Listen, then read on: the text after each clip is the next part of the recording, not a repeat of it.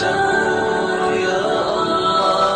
لبيك اللهم لبيك، لبيك لا شريك لك لبيك، إن الحمد والنعمة لك والملك لا شريك لك لبيك. لبيك اللهم لبيك، لبيك لا شريك لك لبيك. Umar bin Shu'aib radiyallahu anhu narrates from his father, who narrates from his grandfather, that Habibuna sallallahu alayhi wasallam said something to the effect: those who perform Hajj and Umrah are the delegation of Allah. If they ask, they are granted. If they call unto Allah in dua, their du'as are answered.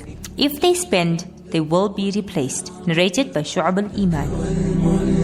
لا شريك لك لبيك، لبيك اللهم لبيك، لبيك لا شريك لك لبيك، إن الحمد والنعمة لك. It is Sunday evening, over a week later, and Fatima has settled into a good routine with the girls. Umar was nervous about leaving his 3 teenage granddaughters with his elderly mother. But apart from going out with friends on the weekend, Fatima finds the girls quite responsible.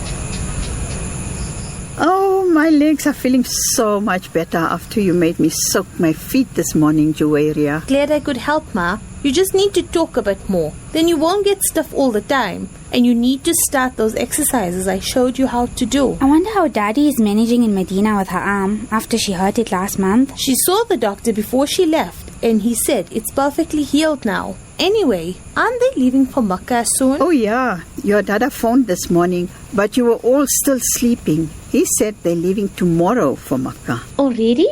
Wow, they must be stoked. I heard Makkah is a super vibe. Now they'll really feel like they're in Hajj. Ma, we still want to hear the story of your Hajj.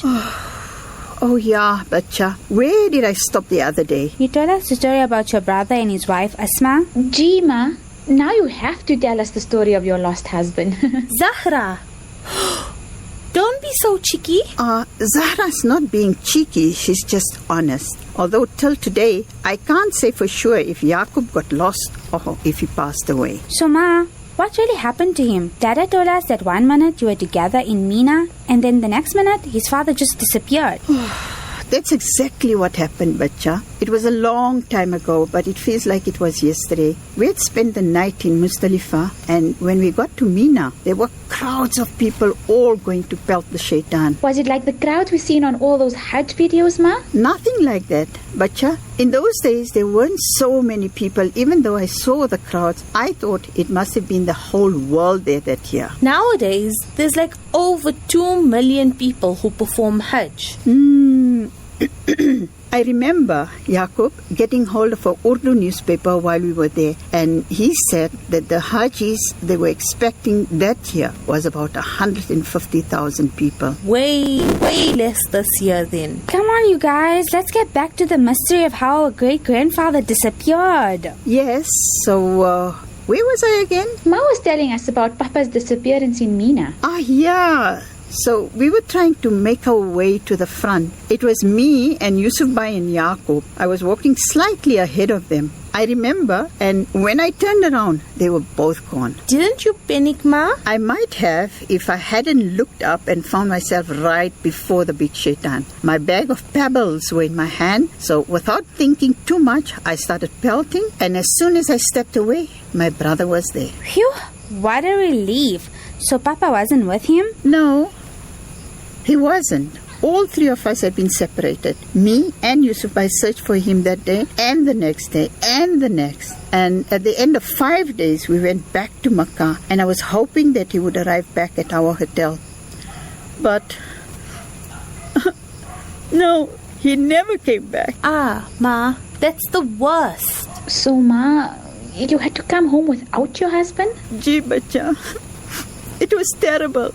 And I never did find out what happened to him. Even after all these years, I still wonder what happened to my Yaqub.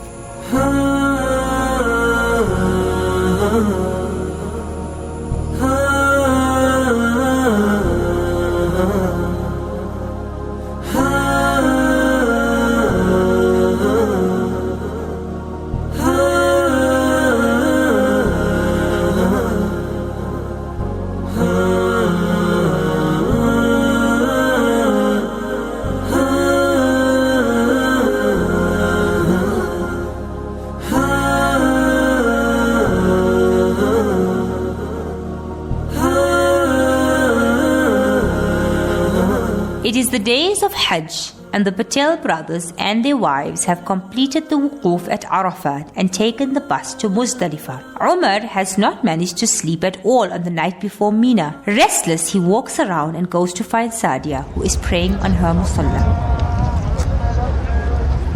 Umar, I thought you'd be fast asleep. No, I can't sleep, Sadia. The pelting is what I've been fearing the most. I know, Umar, but you have to let go of that fear now. See how easy Allah subhanahu wa ta'ala made it for all of us. We've been very fortunate.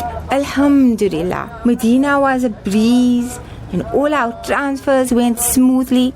Even Azizia wasn't too bad. And you yourself said how wonderful you felt at Arafat. I know, Sadia. It's just that when I think of my father... I can only imagine how hard that must be for you. But Umar, think of your mummy. I mean, just imagine. She endured losing her husband in Hajj at the age of 20, and she still went back home and raised you and Muhammad Amin all by herself. I always wondered why she didn't remarry. Umar, in those days, it wasn't so easy to find a husband again. Even if you were young and you came from a good family. Plus, she had the added complication of not knowing if your father was alive. I mean, imagine if he had come back after a few years. Then she would have still been married to him, right? I don't know. I remember her telling us that she had to wait 7 years before she could be considered a widow, or something like that.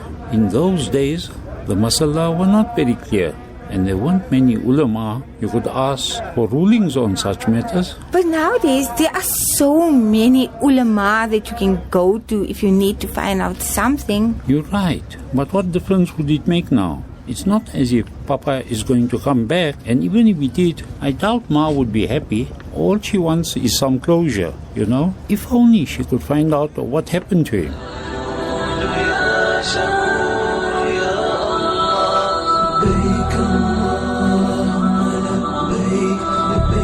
شريك لك لبيك إن الحمد والنعمة لك والملك لا شريك لك لبيك لبيك اللهم لبيك لبيك لا شريك لك لبيك إن الحمد والنعمة لك والملك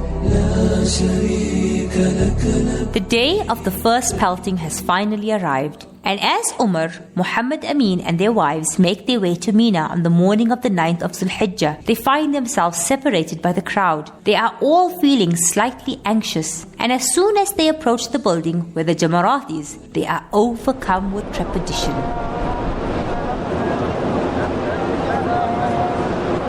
Amin, we don't need to pelt right now. Come, let's go to the tents. Hafsa, we are right here. Let's just pelt and we'll rest afterwards. No, Amin, the crowds are too heavy. We'll wait for them to announce when it thins out a bit. Then we'll come back. Okay, you go back to the tent. I'm going to try and pelt. Then I'll come back with you later so I can help you. Okay, fine. But be careful. You hear all of these stories. Come on, Hafsa. We are in Hajj. Nothing can go wrong here. But see what happened with your father and... Don't worry, that can't happen nowadays. People don't just disappear or get lost anymore. Things are not like they were in the past. But look, we are already lost. I can't see Sadia and Umar anywhere, and the rest of our group is way ahead of us. Hafsa returns to their tent, while Muhammad Amin plows through the crowd to the Jamarat. He completes his pelting with ease and allows the crowd to sweep him towards the exit. Just as he leaves the building, Muhammad Amin catches sight of Umar walking just a few steps in front of him. He knows his brother will never hear him through the noise of the Hujjaj, so he weaves his way ahead until he is walking alongside Umar. Assalamu alaikum. Wa alaikum salam. How was that, Umar? Something else, right? Excuse me. What are you saying? Hey, wait a minute. You are not Umar? No, I'm Abdullah. I think you're mistaking me for someone else. What? But, Ya Allah, you look exactly like my brother Umar. Muhammad Amin looks closely at the man and is shocked to see the resemblance between the stranger and his brother Umar. شريك لك لبيك إن الحمد والنعمة